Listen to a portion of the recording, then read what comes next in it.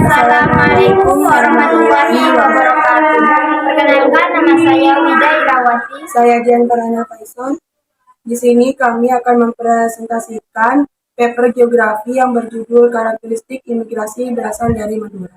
Abstrak. Orang Madura termasuk salah satu suku yang memiliki mobilitas tinggi. Dalam sejarahnya, suku Madura sudah imigrasi ke daerah lain sejak zaman kerajaan dulu. Daerah yang dituju salah satunya adalah kota Yogyakarta yang merupakan kota multikultural, wisata, dan kuliner. Penelitian ini bertujuan untuk mengetahui tentang migrasi orang Madura ke Yogyakarta. Bagaimana sejarah awal mereka ke Yogyakarta dan jenis pekerjaan informal yang mereka lakukan di sana. Penelitian ini merupakan penelitian etnografi yang dilakukan selama 1 tahun. Pengumpulan data dilakukan dengan wawancara mendalam dan observasi. Hasil dari penelitian ini menunjukkan bahwa sejarah migrasi orang Madura ke Yogyakarta sudah sejak abad 17, yaitu pemerintah Sultan Agung di Kerajaan Mataram Islam. Ada 3 orang Madura di Yogyakarta. Siti Zulaikha, 126 Heritage, Journal of Social Studies, Desember 2020. Faktor migrasi orang Madura ke Yogyakarta yaitu faktor sejarah dan politik, ekonomi, dan pendidikan. Sedangkan pekerjaan yang dilakukan oleh orang Madura di Yogyakarta lebih banyak di sektor informal. Salah satunya berjualan sate. Pekerjaan yang sudah menjadi turun-temurun bahkan sudah ada sejak zaman Belanda. Selain itu, branding sate Madura sebagai makanan tradisional yang enak dan cerita kesuksesan penjual sate lainnya juga menjadi alasan pilihan mereka menjadi penjual sate Madura. Bab 1. Pendahuluan. Latar belakang masalah. Masalah Madura sebagai bagian dari suku bangsa di Indonesia mempunyai suatu sistem adat yang unik dan khas jika dibandingkan dengan etnis yang lain. Jika mengamati etnis Madura secara umum, gambaran keunikan yang kita dapatkan berupa karakteristik dan akses bicara yang khas. Sebagian besar masyarakat Madura memiliki etos kerja yang tinggi, memiliki jiwa petualangan sehingga membuat mereka lebih memilih untuk keluar melanjutkan imigrasi dari tempat asalnya untuk mencari nafkah. Proses pemindahan penduduk menuju suatu wilayah baru tidak mesti dilakukan secara instan dan seketika, melainkan membutuhkan waktu yang cukup lama. Hal itu terjadi karena penduduk yang melakukan perpindahan imigrasi haruslah percaya bahwa wilayah yang akan dituju tersebut telah mereka kenal. Maka kegiatan imigrasi nyaris tidak mungkin dilakukan kecuali dengan adanya terlebih dahulu interaksi sosial antara wilayah asal dengan wilayah tujuan. Jika diperhatikan dengan seksama, kedekatan geografis antara Pulau Madura dan Pulau Jawa yang hanya dibatasi sebuah selat Selpik telah mendorong integrasi yang lebih intensif. Integrasi ini dapat berkembang melahirkan sebuah wilayah yang dapat menjadi pusat pemilihan dan politik. Hubungan antara wilayah satu dengan yang lain terjadi karena ketergantungan dalam hubungan simbiosis yang menggantungkan masalahnya dampak pada pemenuhan kebutuhan sehari-hari. Penduduk Madura yang didatangkan dari wilayah luar serupa pula dengan imigrasi yang dilakukan etnis Madura.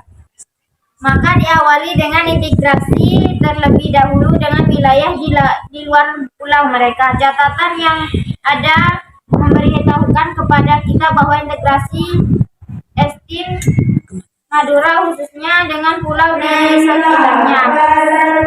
Kejadian runtuh kerajaan Singasari hingga peristiwa melarikan diri Wijaya ke Sumenep. Tujuan pembahasan masalah. Tujuan pembuat paper ini adalah: 1. Bagaimana kondisi Pulau Madura dan apa yang menyebabkan mereka melakukan imigrasi ke Surabaya pada tahun 1906 sampai 1942. Kedua, bagaimana kondisi Surabaya pada tahun 1906 sampai 1942 sehingga dapat menarik bagi para imigran untuk datang ke Surabaya. 3. Bagaimana aktivitas keberadaan SD Madura selama berimigrasi di Madura pada tahun 1906 sampai 1942.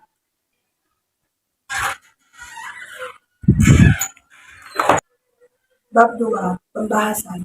Pengertian imigrasi. Keimigrasian adalah aktivitas perpindahan penduduk negara lain ke negara tertentu untuk menetap. Hal ini diatur dalam Undang-Undang Nomor 6 Tahun 2011 tentang keimigrasian. Adapun menurut Kamus Besar Bahasa Indonesia, imigrasi adalah perpindahan penduduk negara lain ke negara tertentu untuk menetap. Tujuan dan manfaat imigrasi. Tujuan penelitian ini pertama, bertujuan untuk menganalisis tentang bagaimana kondisi alam dan karakter etnis Madura yang secara tidak langsung menjadi faktor pengaruh etnis Madura untuk keluar dari tempat asalnya dan bermigrasi ke Surabaya pada tahun 1906 sampai 1942. Kedua, untuk mengetahui mengapa kota Surabaya bisa menjadi salah satu tujuan bagi imigran untuk tempat mengadu nasib pada tahun 1906 sampai 1945.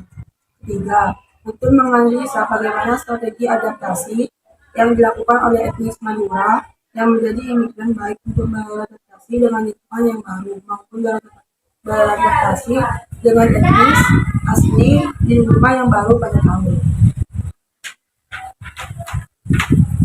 Faktor-faktor terjadinya imigrasi. Berikut beberapa faktor-faktor pendorong terjadinya imigrasi di daerah asal. Yang pertama, makin berkurangnya sumber-sumber alam, menurunnya permintaan atas barang-barang tertentu yang bahan bakunya makin sulit diperoleh, seperti hasil tambang kayu atau bahan dari pertanian.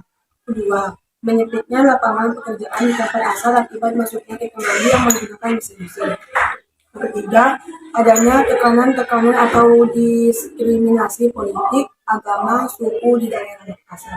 Yang keempat, tidak cocok lagi dengan adat, budaya, dan kepercayaan di tempat asal.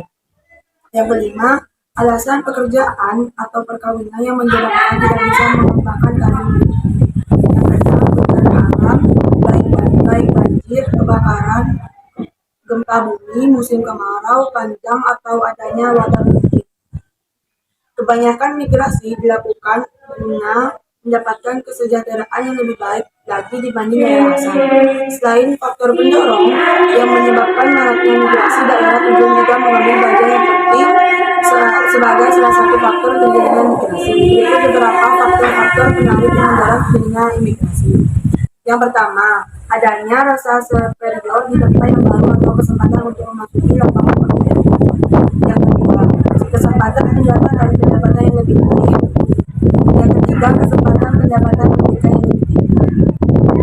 Yang keempat, keadaan lingkungan dan keadaan hidup yang menyenangkan, misalnya iklim, perumahan, sekolah, dan fasilitas kemasyarakatan. Yang kelima, tarikan dari orang yang diharapkan sebagai tempat penduduk. Yang keenam, adanya aktivitas di kota besar, tempat-tempat hiburan, pusat kebudayaan sebagai daya tarik bagi orang-orang dari desa atau kota kecil. Jenis-jenis imigrasi dan pola perpindahan penduduk. Secara umum, imigrasi dapat dibagi menjadi dua bagian, yaitu imigrasi internasional, imigrasi internal. Imigrasi internasional adalah perpindahan penduduk dari suatu negara ke negara lain. Imigrasi internasional meliputi emigrasi dan remigrasi. Imigrasi yaitu masuknya penduduk dari negara lain ke suatu negara dengan tujuan menetap. Emigrasi yaitu perpindahan penduduk atau keluarnya penduduk dari suatu negara ke negara lain dengan tujuan menetap. Remigrasi yaitu kembalinya penduduk dari suatu negara ke negara asal. Emigrasi internal adalah masih berada dalam lingkup satu wilayah negara. Perpindahan yang merupakan imigrasi internal antara lain sebagai berikut. Urbanisasi remigrasi. Bab 2. Penutup. Kesimpulan. Imigrasi adalah perpindahan penduduk dengan tujuan untuk menetap dari suatu tempat ke tempat yang lain, melampaui batas politik atau batas negara lain. Faktor terjadinya imigrasi ada dua, yaitu faktor pendorong dan faktor penarik. Alasan terjadinya imigrasi bisa disebabkan oleh alasan politis, sosial, kemasyarakatan, atau kepercayaan, ekonomi, dan lain sebagainya. Secara umum, imigrasi dapat dibedakan menjadi dua, yaitu imigrasi internasional sebagai emigrasi dan remigrasi, serta migrasi internal seperti ubrain dan transmigrasi. Saran yang dapat penulis sampaikan melalui makalah ini yaitu kepada mahasiswa atau membaca untuk terus menambah wawasan kita dalam bidang pendudukan, karena kita semua adalah bagian dari penduduk itu sendiri. Sekian presentasi dari kami. Wassalamualaikum warahmatullahi wabarakatuh.